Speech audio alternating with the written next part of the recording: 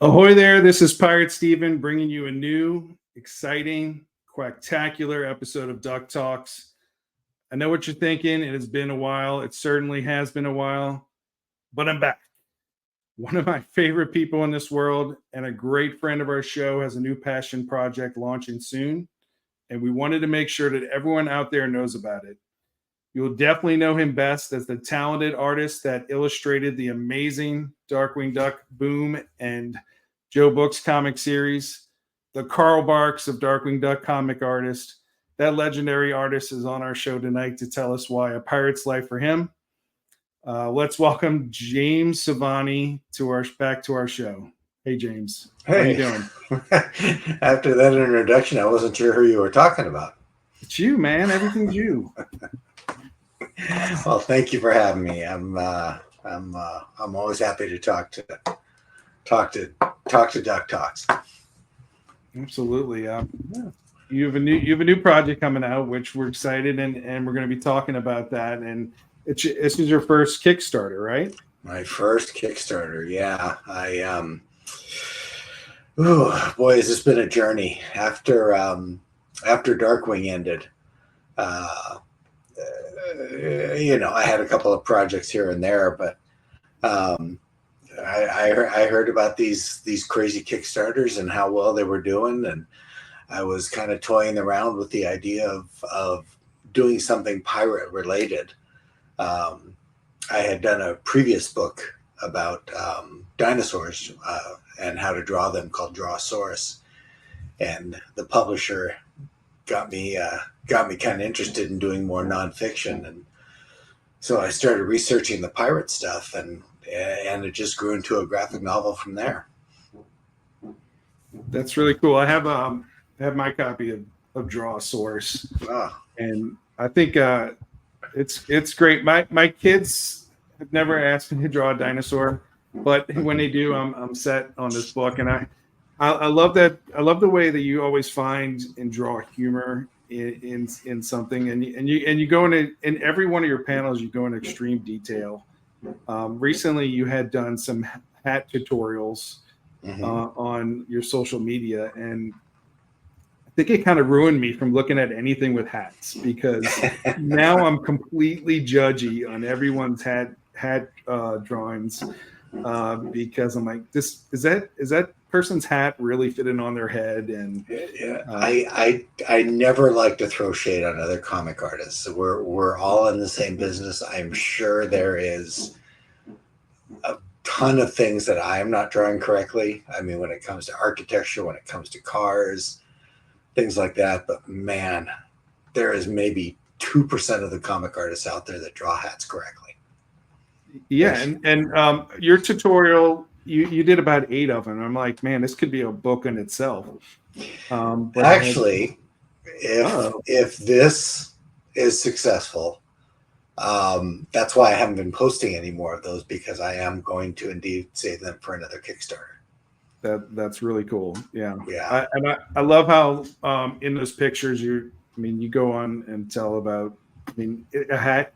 I didn't notice that a hat could be a character and have so much expression as you do with those. So that would be really cool in the future. And I thought we were both wearing hats tonight, so that's why I got mine on. My problem is I got this melon mascabeza on the top of my neck here, and I can't find a lot of hats that fit me. So it's all right. You get a pass. You get a pass on that. But in this new book that's coming out on Kickstarter, I'm sure you had to draw a lot of hats. Believe it or not, that's actually one of these things that start off because I always enjoy drawing interesting hats, and I think it was doodling a pirate hat at one point and looking how it looks, and that's one of the big gags that I do in this book is about how many big hats there are. And there's so many. Oh yeah. And it's funny, like you have on what they would call a bicorn hat, but the most common hat of that era was the tricorn hat. But really, all hats have the same structure. It's just one round brim. It's just how you fold it that makes it look unique. Yeah, and I could tell from traveling with hats like this, and I also had a tricorn Jack Sparrow hat.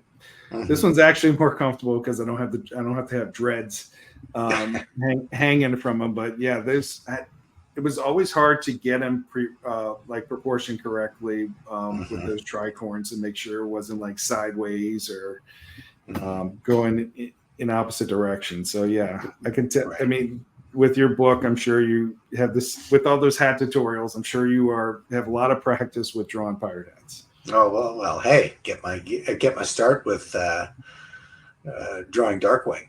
I mean that's Hat Central right there.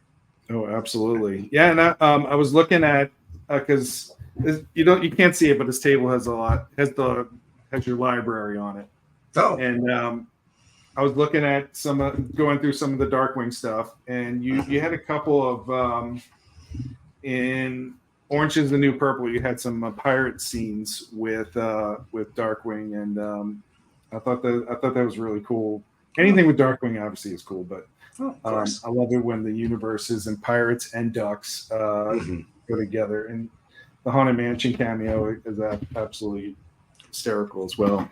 I don't know if it ever came across, but in doing Darkwing,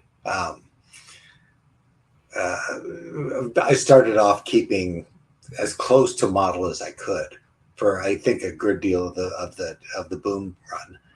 But as we moved along, I gave Darkwing more of a kind of a classic fedora crown instead of the little. Geez, I don't even know how you would describe it, but a little more puffy on top, a little more proportion to his head.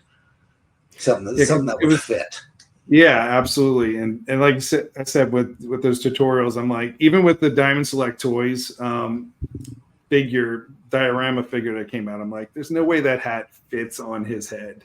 Mm-hmm. From what I learned from you from the tutorial. So Mm. um, I never. I think that's the one thing that bothered me the most about those last set of diamond figures, the Darkwing and Negaduck set. I yeah, could never get the hats to fit on the head. it took a lot of time. I had to take pictures of him, and they kept falling off. Mm-hmm. So I had to do a quick picture. But yeah, the diorama one where he's on the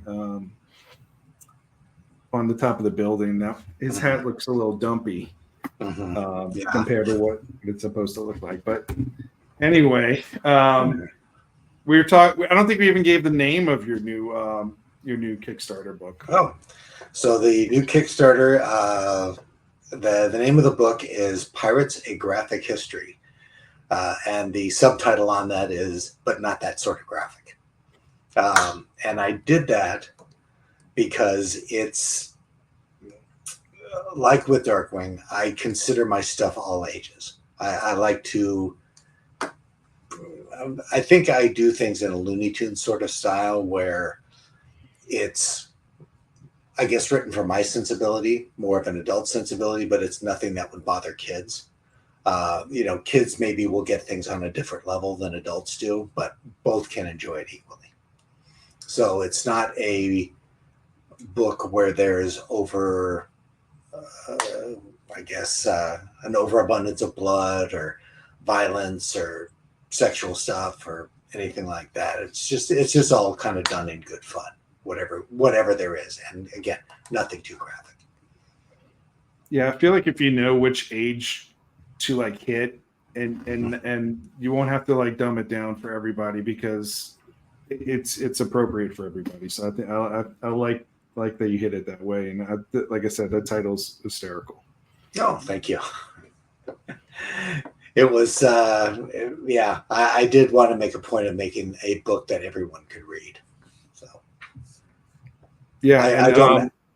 I was gonna say I don't have kids myself, but I want to make sure my nephews can read it.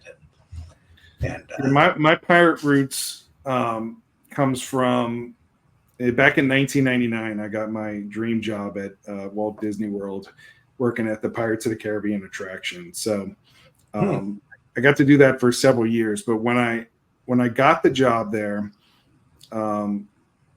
I was so excited about it. I wanted to learn more about pirates. And back in 1999, I guess you have to go to Amazon or Barnes and Noble to find any kind of pirate resources or references. So I got back then. This was what was the bestseller or recommended pirate book, and it's kind of like a textbook, but it's like 600 pages. You can't see because it's blurry, but 600 pages of words, no pictures whatsoever. And I don't even think I've seen that. Which one is that? It's called History of the Pirates. Oh, okay. The most difficult part of my research in that was trying to read that Old English. Exactly. It's like 600 pages, no pictures, and I mean very detailed. Each chapter has a chapter of one of the famous pirates in history. But from when I had a chance to preview your book, it's so much more enjoyable and memorable than, again, reading just a textbook with no pictures or visuals to get a hold of what the pirates were what the pirates were doing in that age. So it's one of the main goals that I had when I was doing this book was I consider myself a news junkie. Like, I'd like to be informed about what's going on in the world. And so I watch a lot of news. I listen to the news during the day to hear what's going on. But you can only retain so much. Then there's a show like, I don't know if you ever watched the Last Week Tonight, the John Oliver show, or the Daily Show or something like that, where it's done with humor. And the way they explain it through humor, it sticks with me so much better than reading a paper so that's why I went out to do it nonfiction and do a factual type of history book, but do everything with humor, because I think that's going to definitely make things stick more than reading a textbook or, especially a book like that. I mean, it's magnificent. It's an indispensable book, but man, it's a slog to get through. Absolutely. Yeah, you're absolutely right. I was like, I need a Cliff Notes version of this, and I need pictures. Back in the day. I need a YouTube wrap up is what I need. Exactly. Yeah, give me one of, like, after I watch all these Marvel episodes, I always go and do the Marvel Explained YouTube episodes just so I can know what I missed. And then it's funny too, because with this book, I almost was thinking of it like a video, where one thing that Aaron and I did with Darkwing, which was so great, and Tad taught us this, is when you're writing something, have a voice in your head for what you think the character is going to be like. So, like when we did Natmare for the Joe Books run, we think, oh, that guy's going to sound like Joe Pesci, right? So with this book, the voice I had in my head, and I can't think of his name off the top of my head right now, but is the narrator of the Goofy shorts. Okay. With the so he's narrating this entire book, because while the narration, the words that are in the titles are fairly straightforward, a lot of the gags come from the visuals. So just much like a one of the Goofy shorts, the guy has the very serious tone, the very proper voice, and Goofy's falling down the hill on his skis. So that's what I think really shaped the vibe of this book. That definitely makes sense from reading it, from reading portions of it. Oh. I'm going to go ahead and bring up the Kickstarter so we can go through it. We can't always assume that people know exactly what a Kickstarter is. So as I pull it up, we'll be able to explain it better. So boy, I tell you, that is my biggest obstacle right now, is the amount of, I guess, normies that I have in my life that I'm trying to get to support this. And they're pretty confused as to how Kickstarter works, and well, most think it's another way of another sort of like a GoFundMe. Right. But I said, no, you're actually getting something for this. So. Oh, absolutely. Yeah, exactly. This is a great way to bring more content out there, because I can only imagine how going to a publisher and try to get anything done nowadays would be. So, boy, I tell you, I've had a few books published, and this is, I mean, if it all works out, this definitely seems like the what publishing will turn into. I mean, it just seems like such a better opportunity for creators. absolutely. Yeah. So I brought up your Kickstarter page here for everybody to see that's watching this, and we'll have the link in the YouTube notes. Okay. But again, yeah, we got the title here: Pirates: A Graphic History, but not that kind of graphic.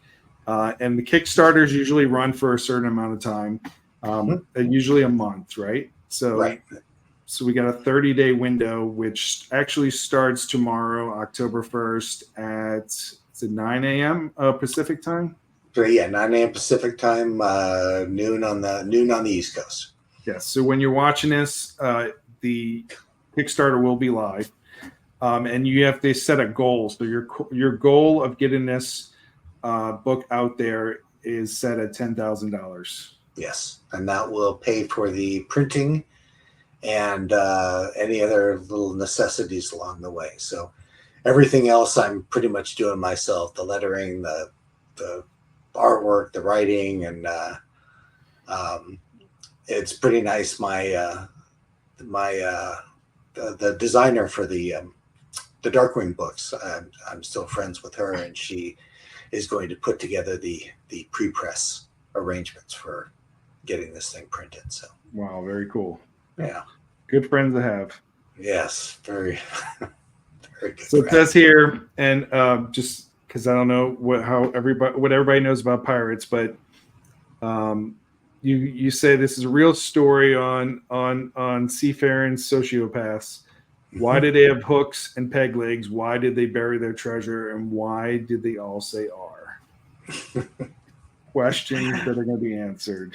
Questions that are going to be answered. And spoiler alert, they didn't do any of those things. So this is the real story of, just to address those things that I put on there. It's, if you had a hook or a peg leg, you're no good on a ship out in the middle of the ocean. So more than likely you got left behind. Saying R was purely a work of Hollywood. They had one actor who sounded like that, and they said, "Oh well, all pirates must sound like this." So it was at Treasure Island. Yeah, Treasure Island. Yeah, the actor had a definitive West English country accent, and that was the way he normally talked. And they said, "Oh, well, this sounds piratey." When in reality, most pirates who were of any note were actually from London. At the time, during that era, a lot of sailors were people who were press gang from the London streets and ended up on ships, serving either in the British Navy or on merchant ships. And of course, the regular seamen were just abused and tortured and not fed and not paid, and not a great incentive to stay with their ship. So they all, a lot of them abandoned ship and became pirates from there. So, yeah, pretty much sounded like normal Londoners at the time. Yeah, I kind of like that they gave that the voice kind of gives them a character when people portray them. Mm-hmm. And here's your cover of your book. Is this the final cover? I would say it's about 90%, 95% there. Okay. I like how you have undead pirates maps with an asterisk. maps to buried treasure, and Black Bart's gardening tips. And then you find out later that that means that are things that are not featured in this book. Yes, absolutely. And there's always the disclaimer that you see, and I'm definitely want to make sure that was part of this book. So there we go. That was the cover, and then it says that this book is divided into 3 sections, and the first one is the history of pirates. Yes, this was the timeline for. It's more worldwide piracy. So I start with, the first recorded instances of piracy back in the Mediterranean, and then how things build up as shipping and navigation became more worldwide. Then you get to the Western world, the New World, after Columbus and after Sir Francis Drake and after Magellan and all those explorers, when things were happening in the Americas full blast, and that begins what is known as the golden age of piracy, and that's probably about half of what this book takes place in, because that's the romanticized area of piracy that most people think of. But I also do a lot of that pre-era and then the post-era. A lot of piracy, and that happened also back in the Mediterranean. The what do you call them? The corsairs who operated out of the Mediterranean. I do Chinese pirates. I do Indian pirates. I did American pirates. Pirates during the War of 1812. And then ended with modern day pirates that you would see around Somalia. I'm looking at this page right now, and you have this awesome epic pirate ship on there. You had to draw a lot of pirate ships for this book. We were talking before about things with hats and the things that I don't like to draw, and of course, many artists will say the same thing. You don't like to draw architecture, and you don't like to draw cars. Boats are like the worst combination of both, because I had to learn a lot of shortcuts in drawing these things. And the worst part of trying to be accurate with drawing pirate ships is doing the rigging, all the ropes and everything. I tried to cut that. I had to cut that down in half, just because of, if you had to draw every bit of rigging that would be on there, I'd only be about 10 pages into the book right now. And you wouldn't be able to tell anything that's going on in the background, because, man, there's a lot of ropes on a pirate ship. Yeah, this one picture we're looking at right now has a lot of ropes in it. I'm like, it all looks pretty accurate from what you can tell. And then I like how you got your dinosaurs in here for a flashback. I think that was cool. If you'd like to hear a little funny thing, when I was first writing this book and conceiving it, I think I know most people know I'm pretty good friends with Tad Stones, and I will play a lot of things off of him just to see what kind of gags work back. And so we send a lot of notes and such. And I think I sent him this page to see what he thought. And he goes, "All right, you need to stop what you're doing immediately and do a new book of just pirate dinosaurs." and I was thinking about it, and I don't know, maybe that might be kind of fun. And then it turns out there was already about 5 or 6 books about pirate dinosaurs out there. Yeah. So yeah, don't. But one thing why I went full steam ahead on this book is I didn't see any graphic novels about the history of pirates. Yeah, absolutely. I feel like there's a gap out there, because as we discussed before, it seems like most of them read like stereo instructions. Mm-hmm. So yeah, this is going to be great. I can't wait for people to see this. I will honestly say, when I was a kid, I don't know if you're old enough to remember these, but Classics Illustrated, they were comics, where they took more famous works of history. They did Treasure Island. They did Journey to the Center of the Earth. They did Dr. Jekyll and Mr. Hyde. And these were books I would have never read on their own. I was not a reader, but I was a comics fiend. I would just read comics all the time. So I got to read these great bits of literature in comic form. And I mean, why I went into this was it's reading about history in comic form. And, I thought, well, let's make it even more interesting. Let's do it with my sense of humor. And here we are. Yeah, and I love that you have some hidden people or hidden Easter eggs in there, tributes to different things, and they're like more subtle, where it's not like, hey, this is in there. I know one of the pages I laughed at was a pirate swimming through the coins like they were Scrooge McDuck. I can't wait to find all of the little Easter eggs in here, because these panels are just full of pirates and hysterical images. So we're still going through. This is the history of pirates. Yes, that last one there is a little bit I do about Chinese piracy.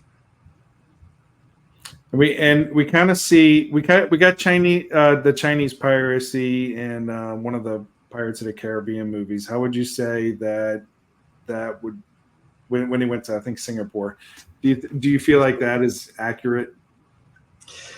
So there was the scene, I think it was in the third movie, where they have the Brethren court, right?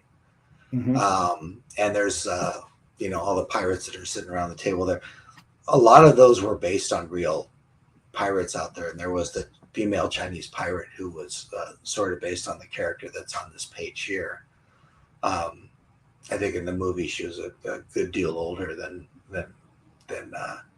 what this character or this real life person was.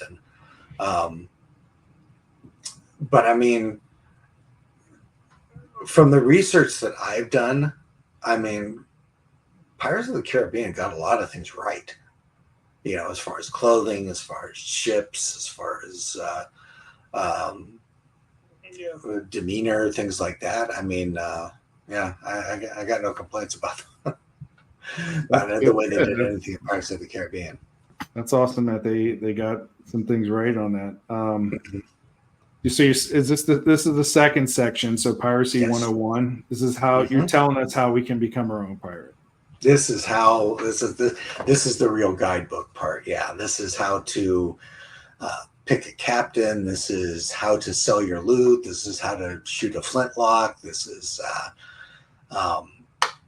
really everything. How to dress. What else? What the different type of weapons are. What to look for on a ship to steal. I really wanted to give a breakdown. Plus, it is the section where we go into the myths of piracy, and what most people might think would be true, like did pirates bury their treasure? And it's like, no, this is what they really did with their treasure. So that's the how-to part. Yeah, I feel like if they buried their treasure and they even had a map, they would. I mean, they lose the maps all the time. Oh yeah. Plus, I mean, with treasure, it's like, no, we're stealing the treasure to spend it. To use, yeah, exactly. Yeah, and another spoiler part for the book. I mean, 90% of the time, also, what you're stealing isn't treasure. You're stealing merchant goods that are going back and forth from the Caribbean to Europe. One of the high points of Caribbean piracy was the post-Spanish succession period. And this was so profitable because there was a constant flow of goods in what was known as the triangle trade. And what it would be was a constant flow between England, the west coast of Africa, and the Caribbean, where there was goods going that entire time. What it would be was there was manufactured goods coming from England going to the west coast of Africa. From Africa, they would be bringing slaves that they would trade for those goods over to the Americas, to the Caribbean, to the Spanish Main. From there, the slaves would be working in the fields to harvest the raw materials and raw goods, such as cotton, sugar. Then there was gold, tobacco, silver, and all those things would be loaded on the ships to go back to England to either pay for stuff or to be manufactured into the goods. So it was just one circle. And the pirates were preying on these because they knew where the goods were going to be, and they knew what was being shipped, how much was being shipped. They could take a lot of the raw goods and sell them once they stole them, or they could take the slave ships and hold them for ransom for the ship owners. And so they would get the ransom from that. They would get the money from the goods that they sold, and they would just spend it. There was no reason to really steal treasure per se. That sounds your whole book is comprehensive like that. I love that. As we said before, you're actually learning, and you get in that great idea of who pirates were, the true story.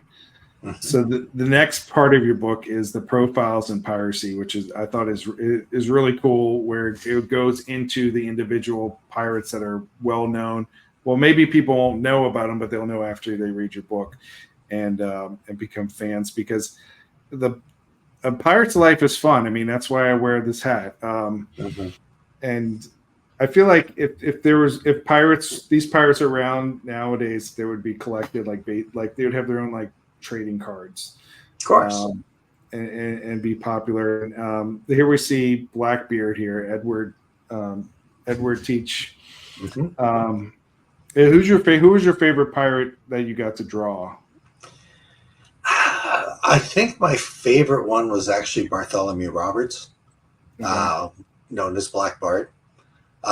Just because that guy had style. I mean, he was,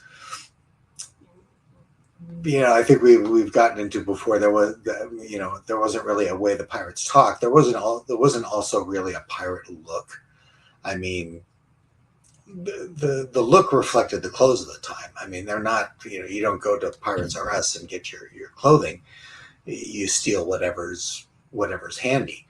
But a pirate like Black Bart, he dressed for the occasion. He wore the finest silk clothes. He had the big hat. Even his holsters that he carried his pistols in were made of silk. So and visually, he was the inspiration more than anything for Captain Hook. Captain Hook had the long black hair. He had the really big captainy hat. He didn't have a normal tricorn that he wore.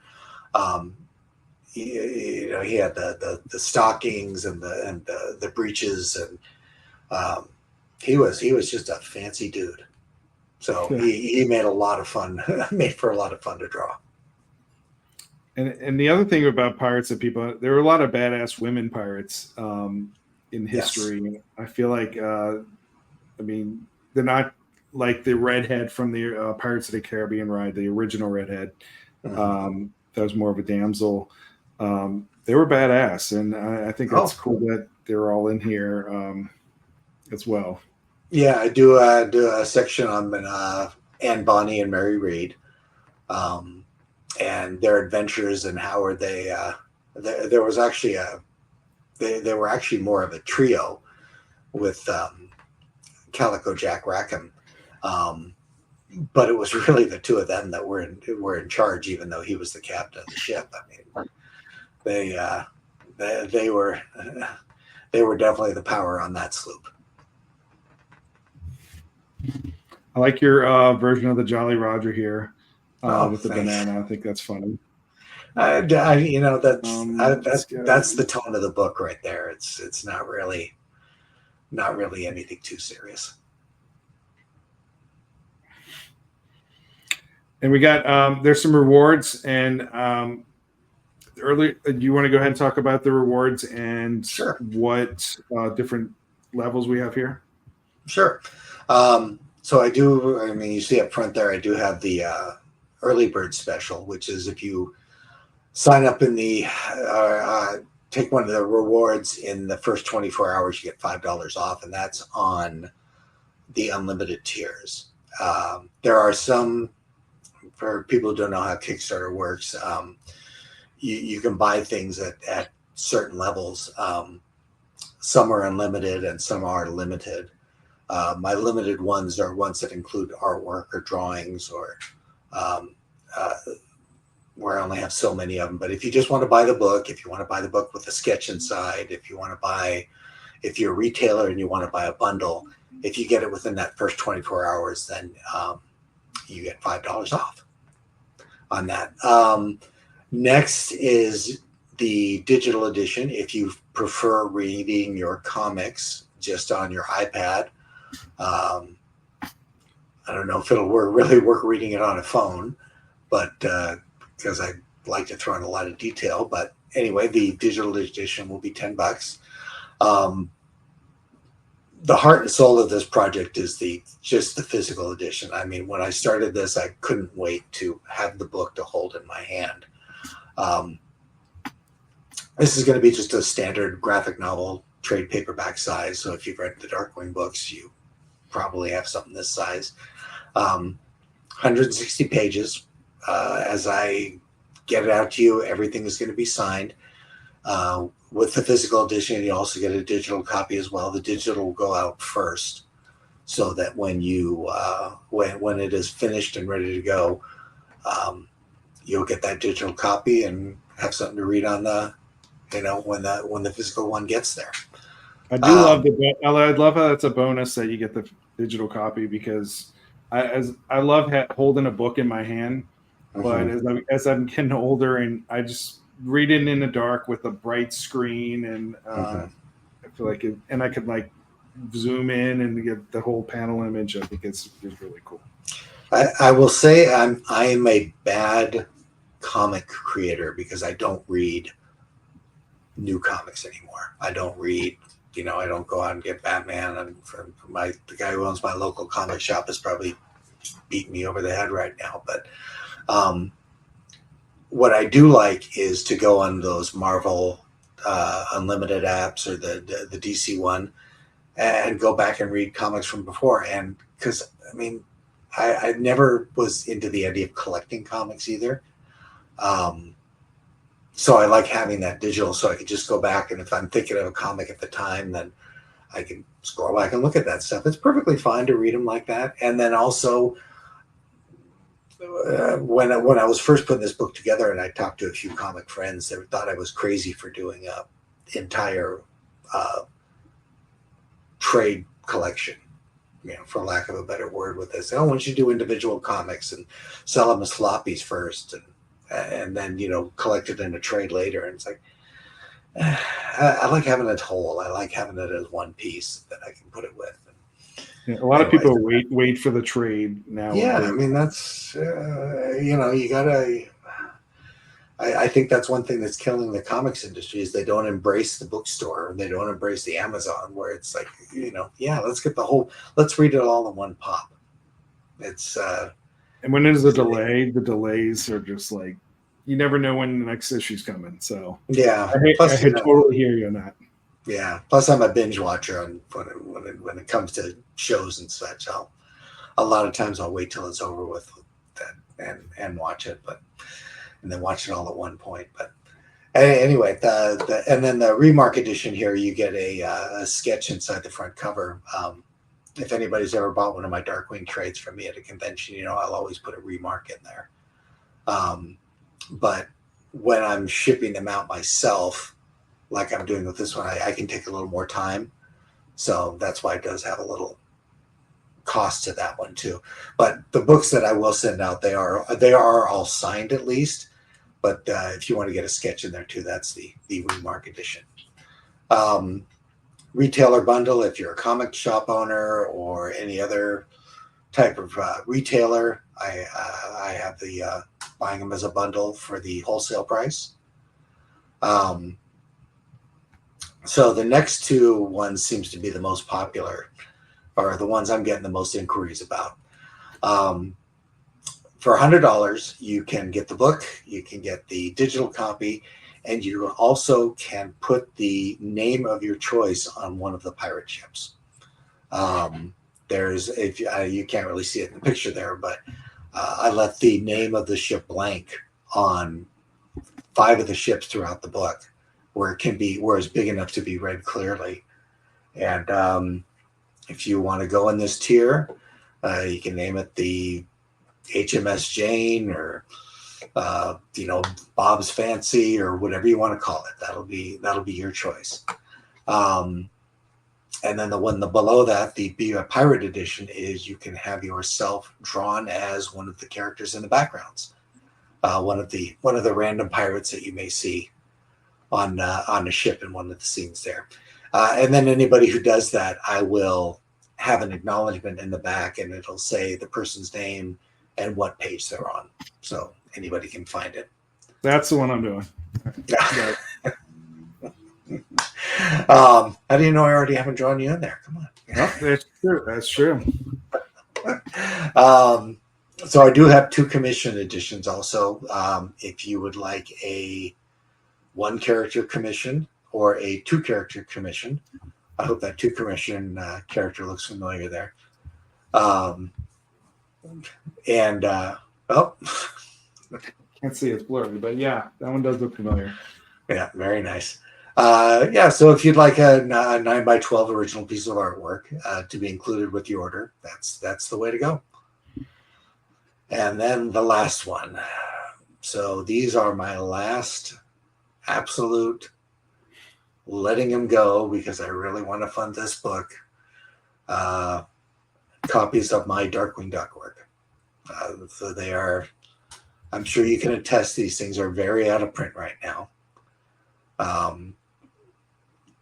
But this is the complete Joe Books run in the Definitively Dangerous edition, Boom Studios run with the Definitively Dangerous edition and the 2 Joe Books trades. And each one of those will come signed and remarked, and the physical pirate book will come remarked as well. So you're getting the complete works there. How many of those did you have? 3. Okay. I have 3 sets, so there will only be 3 of those available. And once those are gone, if anybody saw me at San Diego this year, I sold through the last of my Tales of the Deck Knight trades. Those were the only ones I had left. But I wanted to leave 3 left to complete this set, because I knew I wanted to do this as part of my Kickstarter. So yes, you will get my last ones. And then I had a thought that maybe they were going to include these in the Dynamite Kickstarter campaign they did for the Darkwing books, but I mean, you never know. The Dynamite did did retweet one of these pirates Kickstarter things. Oh, so, yeah, I did see that. I was surprised, but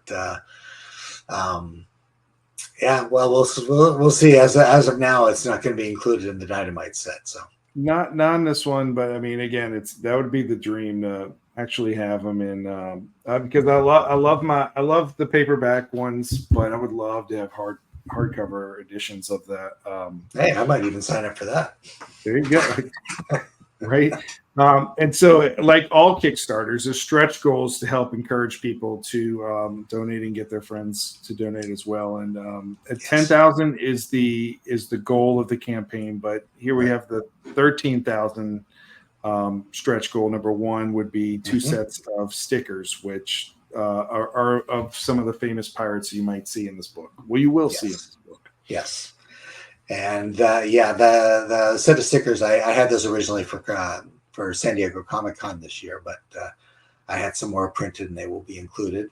Stretch goal number 2 is I'm going to do actually, there is a stretch goal that I haven't posted yet, which will be,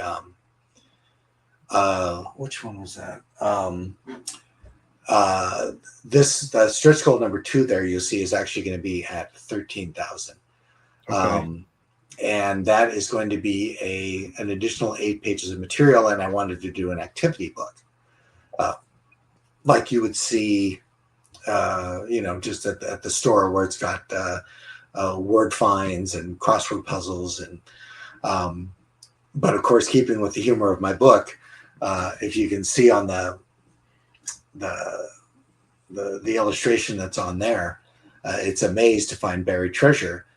But the gag of it is there's actually no way to get to the buried treasure because pirates didn't bury their treasure. Makes sense. Yeah.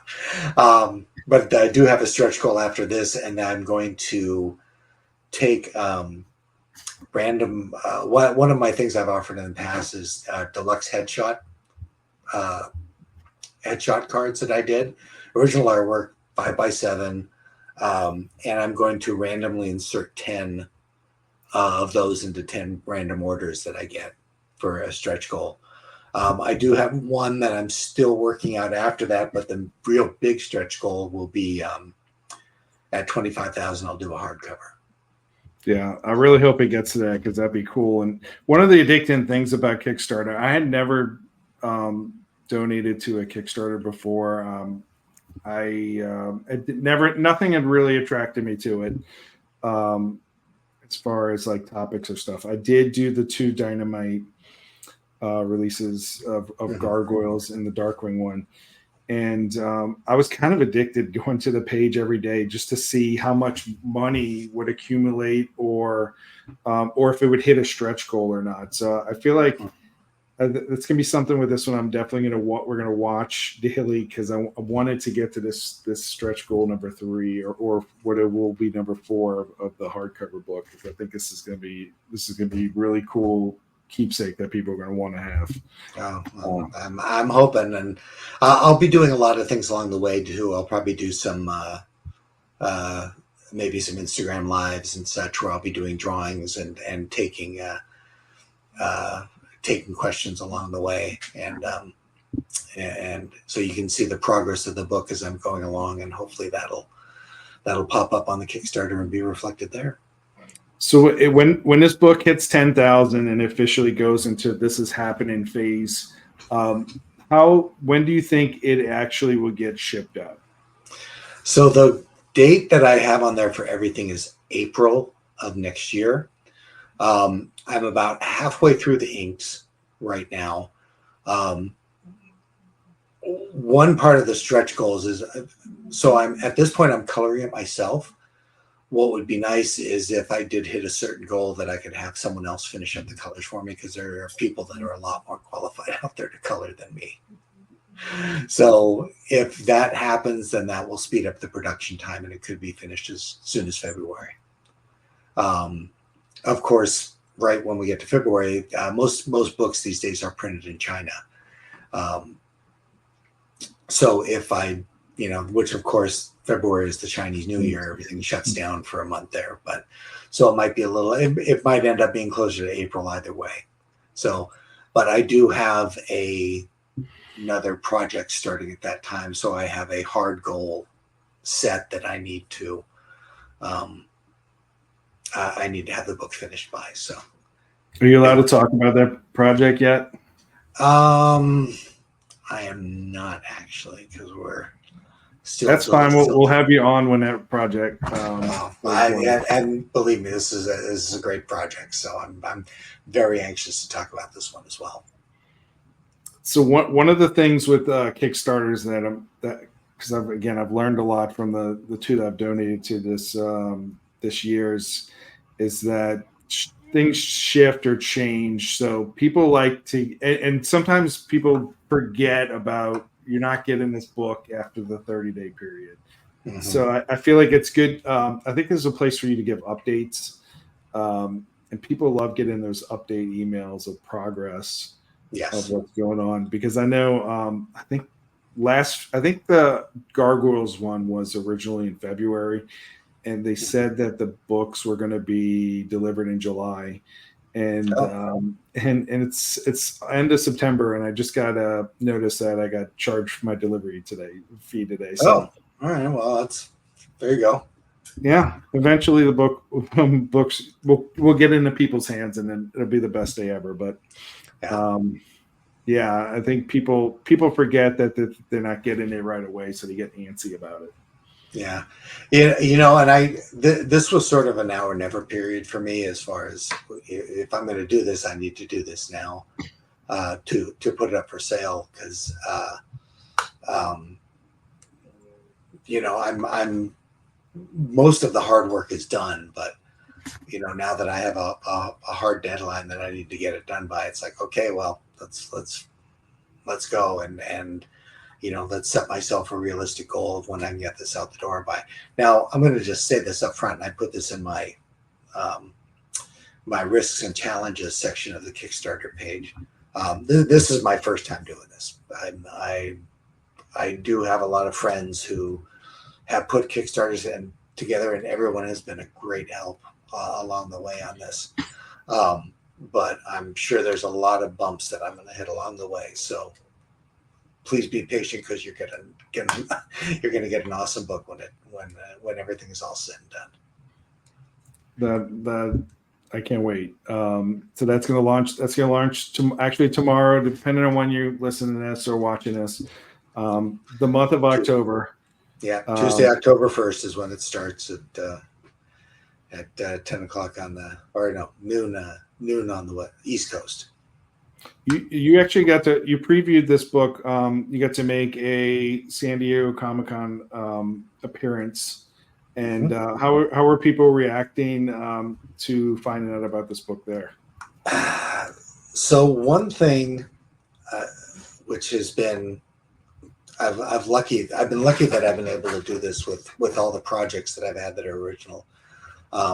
Is most of the ideas I come up with have great elevator pitches. The first graphic novel I did was a book about, it was called Dr. Dean Dinosaur Vet. And, what's it about? And I said, well, it's about a veterinarian that takes care of dinosaurs. Simple, it's a simple pitch. And at a place like San Diego, Comic-Con, in Artist Alley, there's just people walking by, there's, looking at this. And, I got Darkwing on my table that's just going to catch a lot of eyes and get a lot of people to stop. And I would be able to say to them, hey, check this out. This is my graphic novel about the history of pirates. It's a simple elevator pitch. It's a simple thing to say, this says it all in that one sentence. And they go, oh, well, that's a good idea. And I can't believe no one's ever thought of that before. And it really sold a lot of the Ashcan previews that I had, and a lot of people took the merchandise. So, and a lot of people, I had a QR code on my table so people could sign up for the mailing list, and I was very happy with the response. Just for the simplicity that I was able to give it. Yeah, we gotta have. I mean, obviously, your fans are going to buy this book as soon as they're going to get in on that 24-hour $5 off special. But we got to let all the pirate accounts know about this, so that they can know that this thing exists and can pour their treasure into it. I'm actually discovering how many pirate groups there are out there. I was really a friend of mine that I went to high school with. She pointed me in the direction of a lot of those. She goes to a lot of those. I guess they're almost like Renaissance fairs for pirates, where there's gathering over weekends. They do they spend the weekends on ships, and I think a lot of these are in Florida, where yeah. A lot of the real stuff took place anyway. So yeah, I've seen some pictures on Facebook pop up of some of my friends that have done that. I'm like, okay, that's interesting. Mm-hmm. So that's cool. Yeah, gotta let them know about it. But yeah, this is a lot of fun. Thanks for taking us through the Kickstarter. I know we had some other Sure. topics we were going to talk about, but that Yeah, just no gives us problem. an excuse. This gives us an excuse to do it again in the future when we talk about that other fun project you're working on. Sure. And obviously all of your lightsabers behind you. I'm sure we got to get into some kind of detailing of those Sure. at some point, because that is crazy cool. Oh, hey, yeah, I got my minions to thank for that. Anytime a new one comes out at the Disney parks, I always get the heads up, and eventually get my hands on one if I'm not able to make it out myself. Is there like a light side and dark side behind you, or are they all? Is there any organization to that? No, not really. I think just you got the Ahsoka ones on top, but the other ones go by whether they were how they appeared in universe. So the next row has got the original trilogy and kind of goes down from there. That must be a pain whenever they add like a new one that's like in the middle and you got to move them all around. Oh, God. I've actually run out of space, so oh no, maybe I won't have that problem. Oh no. So why don't you tell us where people can find you online? Oh, so really everything is Silvani art. So it's just my last name plus ART. That's silvaniart.com for my website, Twitter, Blue Sky, Facebook, Instagram. That's where I do most of my posting. Everything is all on Silvani art. So, and if you want to find me on the Kickstarter, just look up Pirate History too, and that or my name, and that will come up and get you where all the goods are. Excellent. Thank you again for coming on our show and just talking pirates with us. As you can see, I'm definitely invested in pirates and then and your duck work and all that. So again, I appreciate it. It was a great time. Sure. And thank you. I guess everyone should stay dangerous. Is that still the saying? It's Darkwing still always has that special place in my soul. I'm a duck guy. I love the Carl Barks Uncle Scrooge and love Darkwing. And even today, I was at Home Depot earlier today, and it took every fiber of my being not to buy that animatronic Donald that they have there. Have you seen that? Yeah. Did you see it actually in the store? Yeah, they had it. Oh, that's awesome. Yeah, because I've been checking the website and it's not shipping. And I called my place and they looked at me they on the phone. They were like, "No, we don't have Christmas stuff out yet." Oh yeah, they just put them. I think they just put it out this weekend. Yeah, so they got I'm totally buying it. Yeah, I'm totally buying it. It's gonna be my wife's gonna kill me. It's gonna be like an all year thing where I'm gonna put it like in a football jersey during football season. And it's actually really nice. I mean, it's like something you'd see in the display of the window on Main Street or something. It's really good. 4 feet tall. It's amazing. Yeah. Yeah, they have the Mickey and the. You know what I went there looking for though was the holiday